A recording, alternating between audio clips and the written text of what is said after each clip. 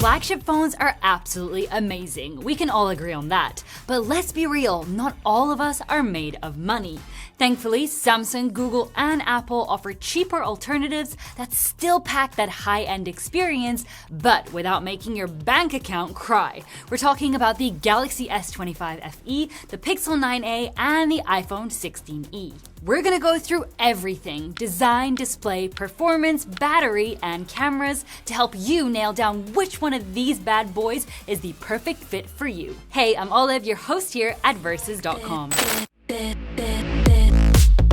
Design-wise, all these phones are rocking a pretty minimalist vibe with flat matte frames and frosted backs. The iPhone 16e and especially the Pixel 9a keep that camera bump super minimal, which is something a lot of folks miss from older devices. However, the S25 FE and the iPhone 16e still kind of wobble when you lay them on a desk. As for materials, all three are built with aluminium frames. The back is where they differ. The Galaxy comes with Gorilla Glass Victus Plus, the Pixel is rocking basically plastic, and the iPhone has some kind of unspecified glass. When it comes to being lightweight, the iPhone is the champion, clocking in at only 167 grams. All of them have an IP68 rating. The Galaxy and the Pixel can handle being underwater up to 1.5 meters deep, but the iPhone can go down to a whopping 6 meters, all rated for only 30 minutes. However, we don't know if they'd implode at the 31-minute mark. So as always, let's check in with the team and see who likes which design best. The Galaxy. The Pixel. The Samsung. The iPhone. The iPhone. What about you? I'm also gonna go for the iPhone. And Bruno? Now let's check out these displays. I'ma kick back when you fake like that. The Galaxy brings the biggest screen to the party, a 6.7-inch AMOLED display. The Pixel has a smaller 6.3-inch OLED panel, and the iPhone is the most compact with a 6.1-inch OLED screen. Both the Galaxy and the Pixel give you a 120Hz refresh rate, while the iPhone is stuck at 60Hz. This is actually the same panel from the iPhone 13, which is 4 years old now. We threw them under simulated sunlight at over 100,000 lux and measured how bright the screen typically gets using a full white screen. The Pixel proved to have the brightest panel of the three, hitting an impressive 1,959 nits. For security, the Galaxy and the Pixel both offer optical under-display fingerprint scanners, while the iPhone has Face ID, though you won't find it inside a dynamic island here. For an even closer look at screen specs, including our measured peak brightness, feel free to pause the video right here. For the overall best display, it's really a match only between the Galaxy and the Pixel. The Galaxy's display is big and its brightness levels are totally fine, but if you're looking for a compact phone, this isn't it. On the other hand, the Pixel gives you a compact and super bright display, but its bezels are just comically huge, even bigger than the ones that you find on the iPhone's prehistoric screen. But let's be real, something we all love is nicely tuned speakers, so let's hear them out. All three of these boys come equipped with stereo speakers. Here's an audio sample for you so that you can judge for yourself which one sounds the best.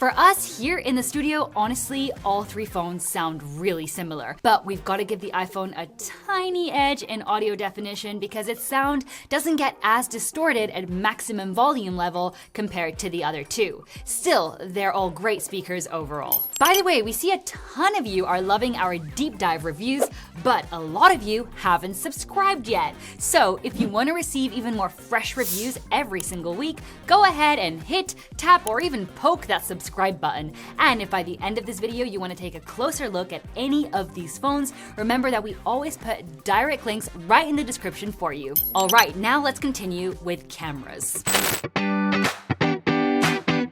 Starting with the main shooters, the Galaxy comes with a 50 megapixel sensor, while the Pixel and the iPhone are both rocking 48 megapixel cameras. While all three phones deliver great shots, you can notice that the Galaxy and the iPhone have slightly warmer tones, but the Pixel is a little colder. As usual, the Pixel tends to make green tones look a bit blue, while the other two capture accurate green shades. In indoor shots, we'd say the Galaxy looks the most precise, mostly because the Pixel is way too cold and the iPhone is a touch too bright. Moving on to the ultra-wide cameras, the Galaxy has a 12 megapixel sensor, the Pixel a 13 megapixel lens, and the iPhone absolutely nada. Here's how the Galaxy and the Pixel stack up against each other. Honestly, this time around, the Pixel delivers better results because now the Galaxy is the one with a slightly too cold white balance. For indoor ultra-wide shots, both the Galaxy and the Pixel are very similar, but we do prefer the Pixel's skin tones and richer shadows by a slight margin. Jumping into portrait mode, the iPhone has the best edge detection by far, but the Galaxy gives you the most realistic colors. The Pixel looks zoomed in here because its minimum zoom distance is fixed at 1.5 times. The Galaxy can actually use its included telelens to take portrait shots, while the Pixel and the iPhone rely on digital zoom. Regardless of which one you use though, the edge detection is pretty rough on all three. For video with the main cam, the Galaxy can shoot up to 8K 30 FPS video, while the Pixel and the iPhone are limited to 4K 60 FPS. Just as a heads up though, all of our videos are filmed in 4K 30 FPS. Both the Galaxy and the iPhone deliver similar videos, but the Galaxy actually captures more detail and more accurate colors. The Pixel's videos look a bit too smooth, and you actually lose detail in areas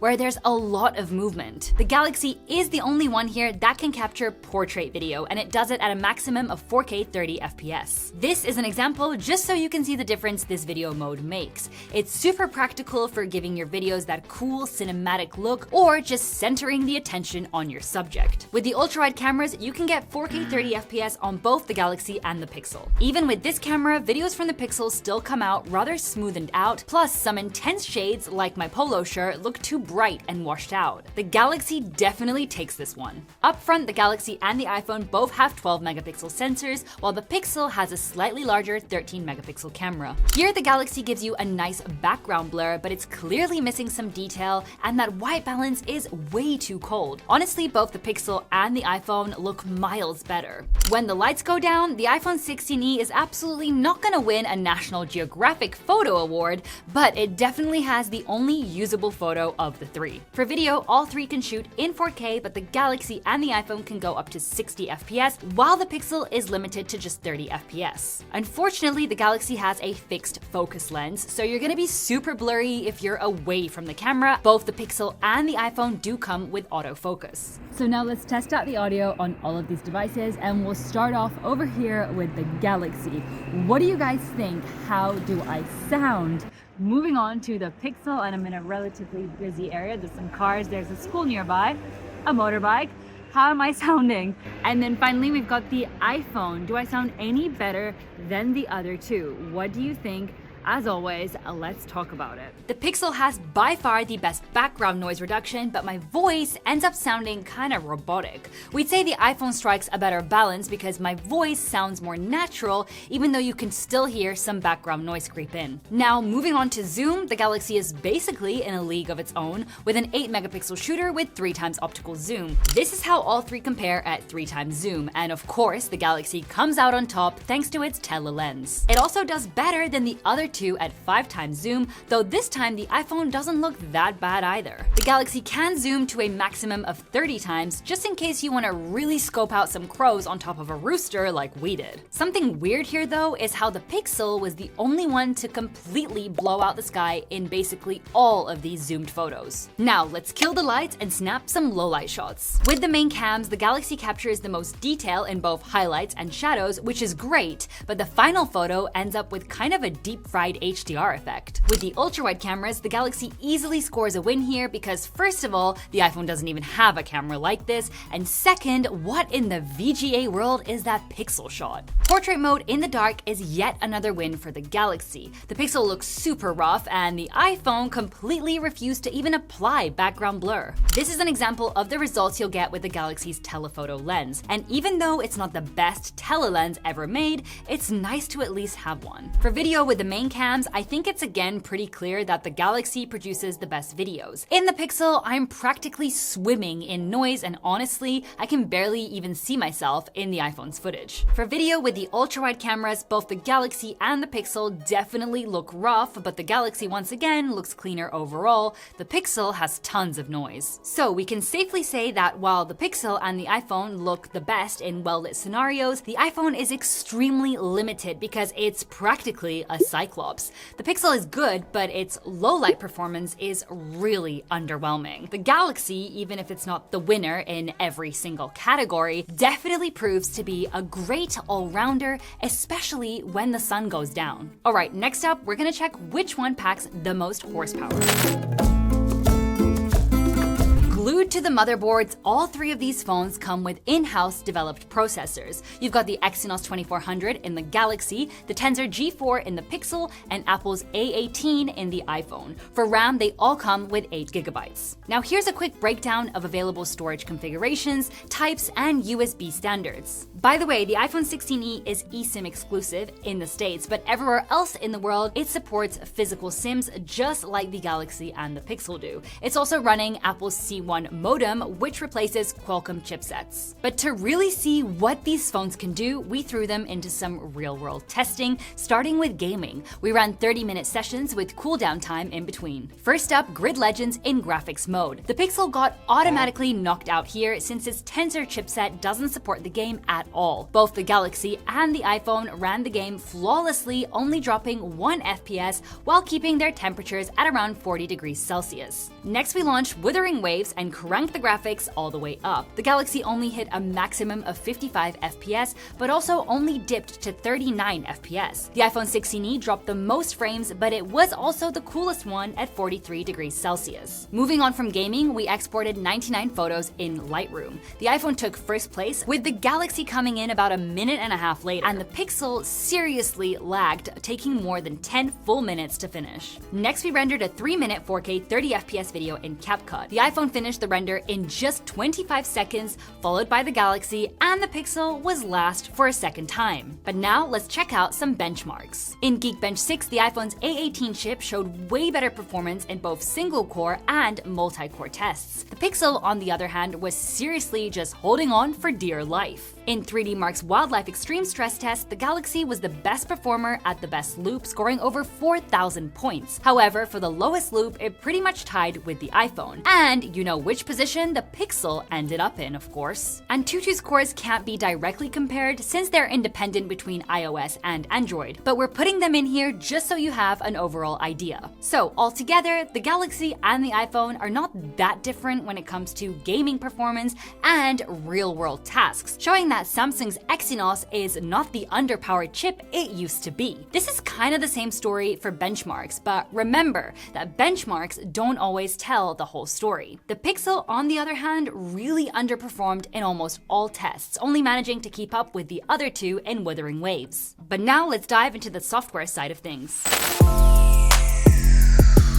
The Galaxy is rocking One UI 8 and the Pixel is running its custom Pixel UI, both of them powered by Android 16. Meanwhile, the iPhone is running on iOS 26.1. Both Samsung and Google are promising 7 years of OS and security updates for these phones, which is absolutely awesome. And while Apple doesn't give us an official number, their software support usually also lasts for 7 years. In the Galaxy, One UI has some smooth animations and a ton of great customization options, letting you personalize literally everything, from your lock screen to your icons. Beyond the look, it is packed with cool features like Now Brief, which hands you contextual info throughout your day. Plus, you get Samsung DeX, which basically turns your phone into a full desktop computer just by plugging it into a monitor. In the gallery, you'll find useful tools like Generative Edit for cleaning up your photos and Sketch to Image for creating some truly wild art. Over on the Pixel, Google gave the interface a fresh coat of paint with the material 3 expressive,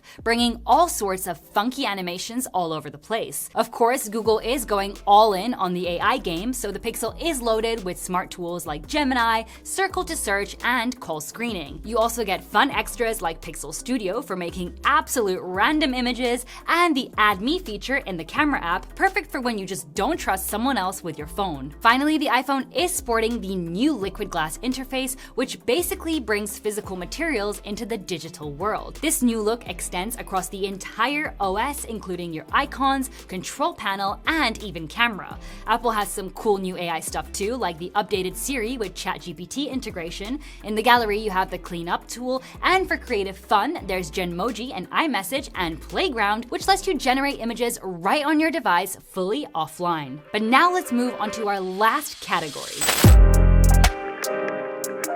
For batteries, the Pixel 9a is actually packing the largest one, coming in strong at 5,100 mAh. When it comes to wired charging, the Galaxy leads the pack with a speedy 45 watts, which is actually faster than what the regular S25 gets. For wireless charging, the Galaxy is still number 1 with 15 watts. It's not a lot, but it's still better than the other two. For reverse charging, all three can juice up another device with a cable, but only the Galaxy can do it wirelessly. In our charging test using a 100 watts charger, the Galaxy was the first to hit a full charge in just 1 hour and 5 minutes, peaking at a solid 41 watts. The iPhone was up next at 1 hour and 34 minutes, reaching 25 watts, and the Pixel followed literally 1 minute later, peaking at 23 watts. And finally, let's talk about how many coins you will need to drop for these phones. The Galaxy S25 FE retails for $649. The Pixel 9a is the cheapest of the bunch at a very appealing $499. And the iPhone 16e sells for $599. That leaves a huge $150 gap between the Pixel and the Galaxy. And honestly, with all those extra coins, you could totally get yourself about 330 croissants at Walmart if you're feeling a little Frenchy.